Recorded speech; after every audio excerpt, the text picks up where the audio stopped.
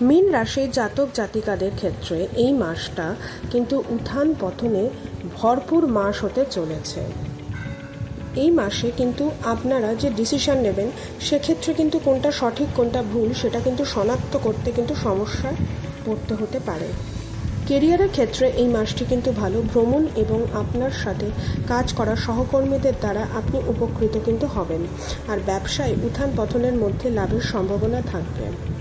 আর পারিবারিক সম্পর্কে টানাপোড়েনের সত্ত্বেও পরিস্থিতির মধ্যে সংযম থাকবে এবং পারস্পরিক সম্প্রীতি বজায় কিন্তু থাকবে। প্রেম সংক্রান্ত বিষয়ে আপনি ভাগ্যবান হবেন। আর বিবাহিতদের ক্ষেত্রে এই মাসটা একটু সাবধানে থাকবেন, কেননা বচসার মাধ্যমে এমন পর্যায়ে যেতে পারে যে দুজনের মধ্যে সম্পর্ক কিন্তু ভাঙনের একটা সম্ভাবনা থাকতে পারে। শিক্ষার্থীদের জন্য মাসটি কিন্তু ভালো যাবে।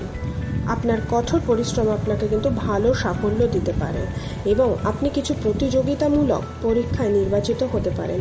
স্বাস্থ্যের দিক থেকে মাসটি দুর্বল হওয়ার সম্ভাবনা কিন্তু রয়েছে।